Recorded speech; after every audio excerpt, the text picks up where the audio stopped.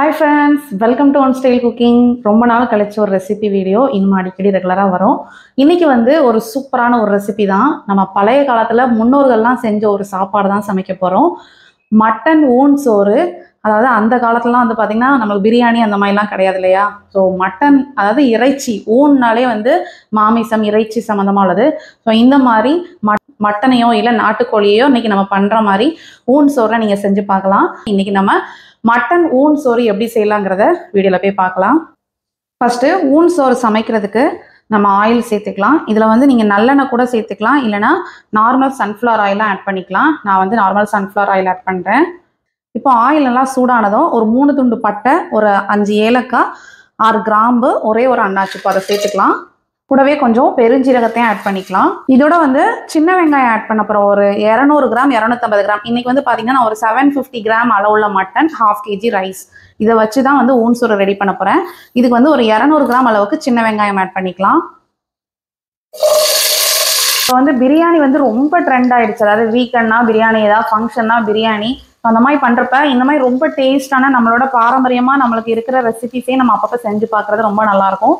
இது வந்து ஒரு பிரியாணி ஃப்ளேவரும் இருக்கும், சேம் டைம்ஸ் வந்து நம்ம ஒரு ட்ரெடிஷ்னல் ஒரு மசாலாஸ் இந்த டேஸ்ட் எல்லாமே சேர்ந்து வரும். இதில் மெயினாக வந்து பார்த்திங்கன்னா நம்ம வந்து கருவேப்பிலை, ஸோ ஒரு கையளவுக்கு கருவேப்பிலை ஆட் பண்ணிக்கலாம். இதையும் சேர்த்து நல்லா மிக்ஸ் பண்ணிக்கோங்க. பார்த்திங்கன்னா சின்ன வெங்காயம் கருவேப்பிலை எல்லாம் சேர்ந்து நல்லா வதங்கிட்டு இருக்கு. இது கூட 4 பச்சை மிளகாய் சேர்த்துக்கலாம். இதோட இஞ்சி பூண்டு பேஸ்ட்டு ஒரு 2 டேபிள் ஸ்பூன் அளவுக்கு சேர்த்துருக்கேன். இதையும் சேர்த்து நல்லா மிக்ஸ் பண்ணிக்கலாம். இது நல்லா ரா ஃப்ளேவர் போக நல்லா வதங்கட்டும். இப்போ இதோட நம்ம மசாலா ஆட் பண்ணிடலாம். இன்றைக்கி மசாலா வந்து பார்த்திங்கன்னா ஒரு 1/2 டீஸ்பூன் மஞ்சள் தூள், 1 டீஸ்பூன் போல் மிளகாய் தூள், ரெட் சில்லி பவுடர் கிடையாது, நார்மல் சில்லி பவுடர், கொத்தமல்லி பவுடர் அது ஒரு 2 ஸ்பூன் எடுத்திருக்கேன். கூட வந்து கரம் மசாலா, இல்லை நீங்கள் வந்து மட்டன் மசாலா கூட எடுத்துக்கலாம், அது ஒரு 2 ஸ்பூன். ஸோ இப்போ இதெல்லாம் சேர்த்துக்கலாம். தக்காளி சேர்க்கறதுக்கு முன்னே இந்த மசாலா எல்லாம் சேர்த்து நல்லா மிக்ஸ் பண்ணி விட்டுட்டு அதுக்கப்புறம் நம்ம வந்து தக்காளி ஆட் பண்ணிக்கலாம். அந்த எண்ணெயில் கொஞ்சம் வதங்குறப்ப கலர் எல்லாமே நல்லாயிருக்கும். அந்த மசாலாவோட ரா ஃப்ளேவரும் சீக்கிரம் வந்து சரியாயிரும். தக்காளி வந்து ஒரு 2 பழுக்க தக்காளி, நல்லா பெரிய சைஸில் மீடியம் சைஸில் உள்ள தக்காளி 2 தக்காளி ஆட் பண்ணுறேன். இது கூடவே கல்லுப்பு தேவையான அளவு இப்போ ஒரு 2 ஸ்பூன் ஆட் பண்ணிக்கலாம். இது எல்லாம் சேர்த்து நல்லா மிக்ஸ் பண்ணிக்கோங்க. இப்போ தக்காளி எல்லாம் நல்லா சேர்த்தாச்சு. இது நல்லா வந்து மேஷ் ஆகணும் தக்காளி எல்லாமே, அது வரைக்கும் நல்லா குக் பண்ணிக்கலாம். ஒரு 3 மினிட்ஸ் நல்லா குக் பண்ணோன்னா தக்காளியெல்லாம் நல்லா குக் ஆயிரும். பாருங்கள், தக்காளி எல்லாம் நல்லா நம்மளுக்கு குக் ஆகிருக்கு. இதை நல்லா முடிஞ்ச வரைக்கும் நல்லா மேஷ் பண்ணி விட்டுக்கோங்க.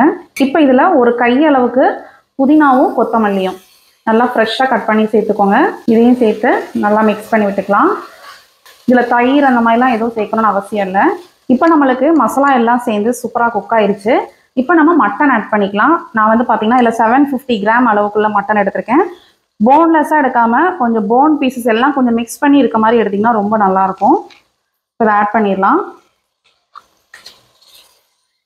இப்போ இந்த மசாலாவோட இந்த மட்டனை சேர்த்து நல்லா மிக்ஸ் பண்ணிக்கலாம்.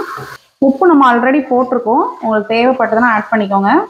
இல்லை நம்ம வந்து லாஸ்ட்டு தண்ணியெல்லாம் சேர்த்துட்டு செக் பண்ணிக்கலாம். இப்போ வந்து நான் வந்து மட்டன் ஆட் பண்ணியிருக்கேன் இல்லையா, நீங்கள் இதே இதில் நல்லா டேஸ்ட்டாக வரணும்னு நினச்சிங்கன்னா நாட்டுக்கோழியும் நீங்கள் ஆட் பண்ணிக்கலாம். ஆனால் ப்ராய்லர் சேர்க்குறப்ப இந்த மாதிரி நம்ம வந்து ரொம்ப நேரம் குக் பண்ணணும்னு அவசியம் கிடையாது. அது வந்து ரொம்ப சீக்கிரமாகவே செஞ்சிடலாம். இதில் வந்து ஃபேட் எல்லாம் அதிகமாக சேர்றதுனால இதோட டேஸ்ட் வந்து ரொம்பவே நல்லாயிருக்கும். மட்டன் நல்லா மசாலாவோடு சேர்ந்து நல்லா மிக்ஸ் ஆகிடுச்சு.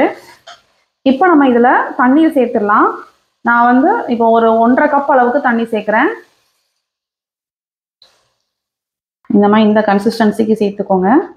மட்டனுக்கு கொஞ்சம் கீழே தண்ணி இருக்க மாதிரி சேர்த்துக்கிட்டிங்கன்னா உங்களுக்கு கரெக்டாக இருக்கும். இப்போ நம்ம குக்கர் மூடிடலாம்.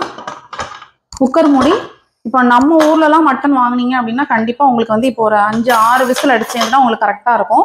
இங்கே உள்ள மட்டன் வந்து ரொம்ப ஹார்டாக இருக்கும். ஸோ அதனால் ஒரு 8 விசில் விட போகிறேன். அதுக்கப்புறம் நம்ம ரைஸ் எல்லாம் சேர்த்து அகைன் வந்து குக் பண்ண போகிறோம். ஸோ அதனால் உங்களுக்கு வந்து சூப்பராக இருக்கும். நீங்கள் வாங்குகிற மட்டன் வந்து எந்த அளவு விசில் வைப்பீங்களோ அதை வந்து 2 விசில் கம்மியாக வச்சுக்கோங்க. ஸோ இப்போ நல்லா குக் ஆகட்டும். இப்போ பாருங்கள், மட்டன் வந்து நல்லா நம்மளுக்கு குக் ஆகிருக்கு.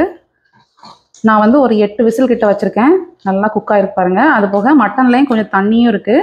இப்போ ஊன் சோறுக்கு நம்ம வந்து பாஸ்மதி அரிசியாக ஆட் பண்ணலாம், சீரக சம்பா அரிசி ஆட் பண்ணலாம், இல்லை நீங்கள் வீட்டில் வந்து கைக்குத்தல் அரிசி இந்த மாதிரிலாம் இருக்கும் இல்லையா, பொன்னி ரைஸ் அந்த மாதிரி கூட நீங்கள் ஆட் பண்ணலாம். பட் பாஸ்மதி ரைஸ் சீரக சம்பா ஆட் பண்ணுற ஃப்ளேவர் ரொம்ப நல்லாயிருக்கும். நான் வந்து நீ பாஸ்மதி ரைஸ் ஆட் பண்ண போகிறேன். அதுக்கு வந்து 1க்கு 1.5 அளவுக்கு தண்ணி சேர்த்துக்கணும்.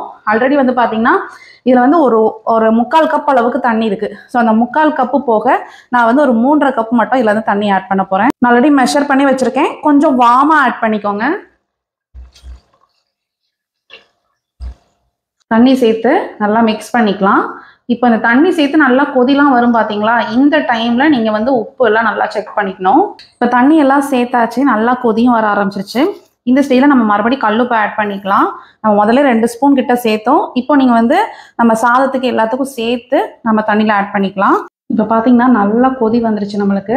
இந்த ஸ்டேஜில் நம்ம அரிசி ஆட் பண்ணிடலாம். வாஷ் பண்ணி லைட்டாக ஒரு 10 நிமிஷம் மட்டும் ஊற வச்சு எடுத்துக்கோங்க. ரொம்ப ஊற வைக்கணும்னு அவசியம் இல்லை. உப்பு காரம் எல்லாமே ரொம்ப கரெக்டாக இருக்கும்.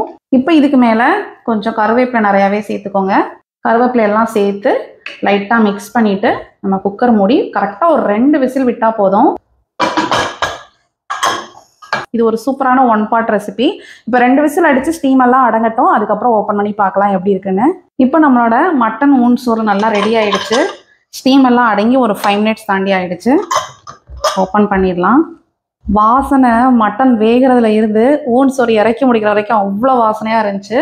இப்போ இதுக்கு மேலே கொஞ்சம் நெய் சேர்த்துக்கலாம். நம்ம ஒரு 3 ஸ்பூன் போல் நெய் ஆட் பண்ணிக்கலாம். அவ்வளோதாங்க, சூப்பராக ரெடி ஆகிடுச்சு நம்மளோட மட்டன் ஊன் சோறு. வாசனை அந்த அளவுக்கு இருக்குது. நம்மளோட சூப்பரான டேஸ்டான மட்டன் ஊன் சோறு ரெசிபி ரெடி ஆகிடுச்சு.